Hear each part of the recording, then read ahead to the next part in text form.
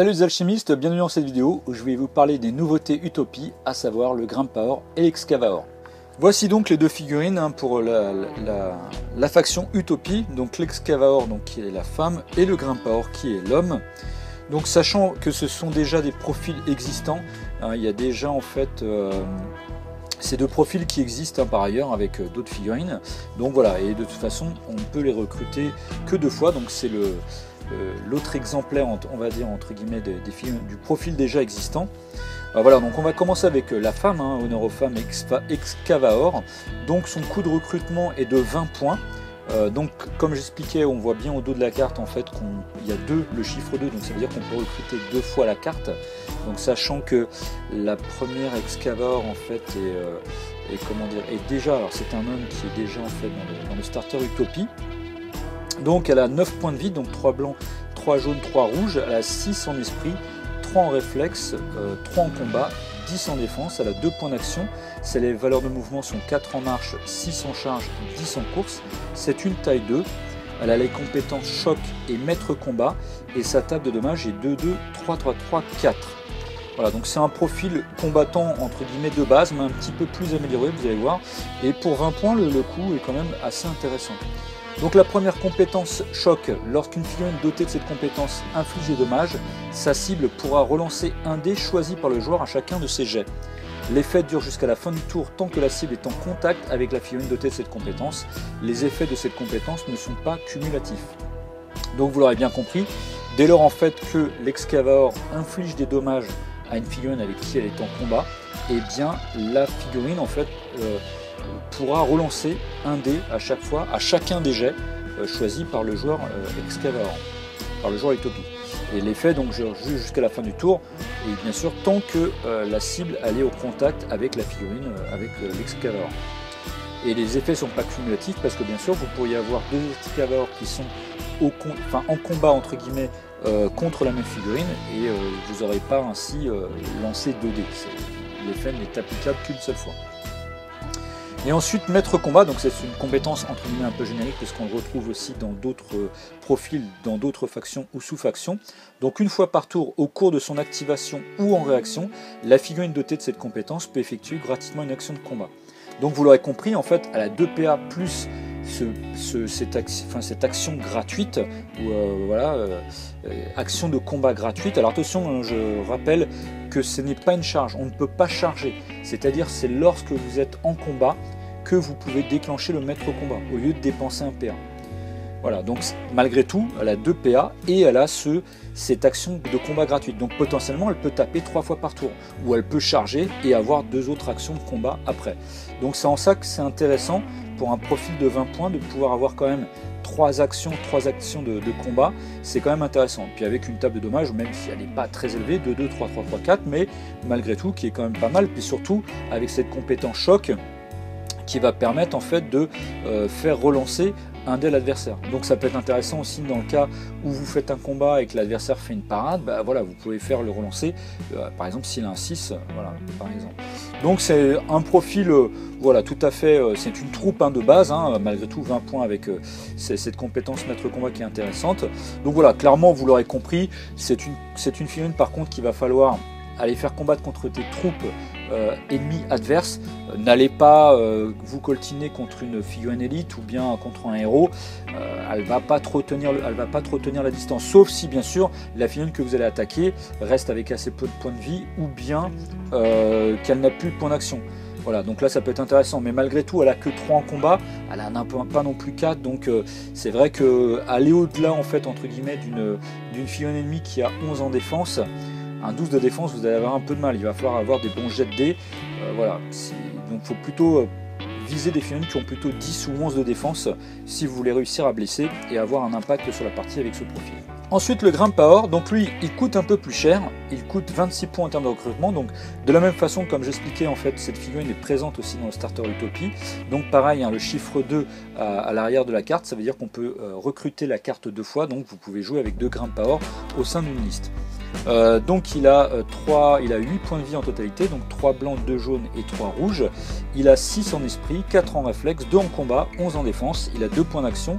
Les mouvements c'est du 4-6-10 aussi, donc marche, charge et course. c'est une taille 2, il a les compétences bon, pisteur, il a son grappin qui peut, voilà, qui est avec une force de 3 et avec jusqu'à une distance de 10 pouces, et il a la vision acérée. Au niveau de sa table de dommage, donc en combat c'est 1-1, 2-2-2, 3, et au niveau du tir c'est 1-2-2-2, 3-3. Donc là, au vu du profil, vous aurez bien compris, c'est pas vraiment un profil combattant, hein, il a que 2 en combat, donc évidemment en termes de corps à corps il va pas faire des merveilles, en plus la table de dommage n'est pas très forte.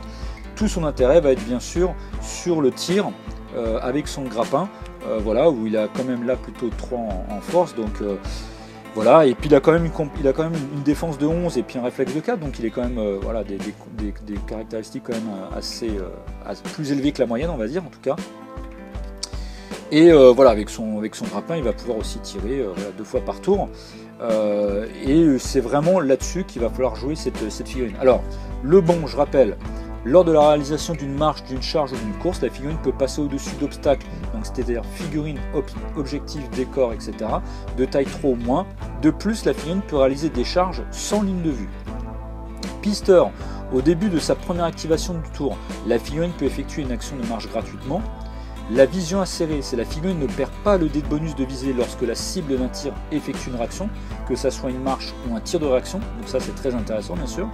Et le grappin, donc la compétence grappin, lorsque la figurine inflige des dommages avec un tir, la cible subit un malus de caractéristiques en fonction du nombre de dommages infligés. Ce malus dure jusqu'à la fin du tour. Une même cible ne peut subir 2 fois le même malus.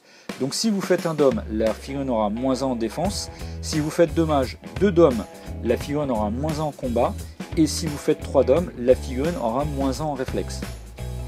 Donc vous l'aurez compris, en fait c'est un profil qui peut paraître simple comme ça, mais il a beaucoup de choses finalement, il peut faire plein de choses. C'est aussi pour ça que le coût est quand même de 26 points. C'est quand même c'est un profil intéressant. D'une part le bon, bah bien sûr, vous allez pouvoir passer au-dessus des obstacles, etc. Donc ça c'est déjà un truc qui est intéressant. En plus vous pouvez charger sans ligne de vue.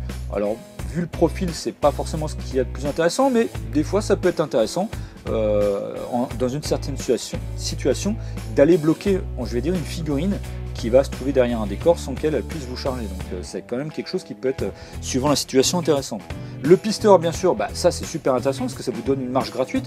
Donc ça veut dire que vous allez avoir 2 PA aussi pour éventuellement faire 2 tirs, et en même temps vous pouvez vous déplacer dans le tour. Donc ça c'est quand même super intéressant. On va pas dire que c'est une figurine qui a 3 PA, mais c'est un pseudo 3e PA. La vision acérée, bah ça c'est super intéressant, hein. Vous ne perdez pas des bonus lorsque la cible elle fait une réaction, que ce soit une marche ou un tir. Donc c'est à dire que si vous arrivez en fait à bien estimer la distance entre votre figurine et la cible, vous avez un dé de bonus, et quoi qu'il en soit, vous ne le perdez pas. Donc voilà, c'est quand même pas quelque chose d'inintéressant.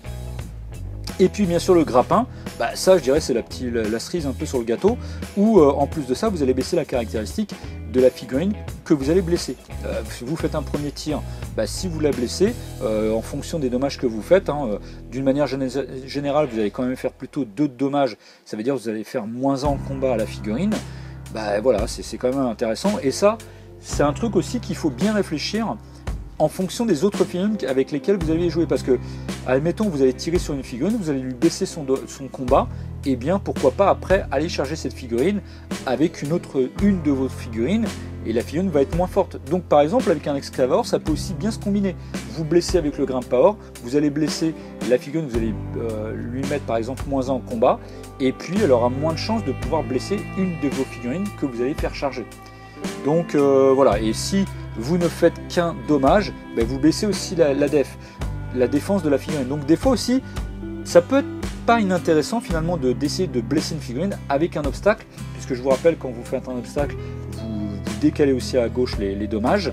Ça peut être aussi une option stratégique, je dirais. Voilà, ou alors vous choisissez aussi, par exemple, vous avez un dé bonus, vous le jetez 3 dés.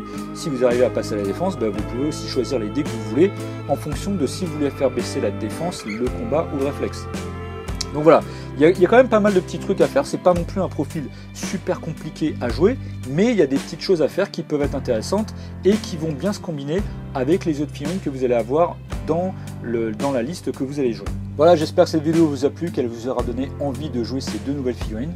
Je vous dis à bientôt pour une prochaine vidéo, et n'oubliez pas le mot à griller très fort.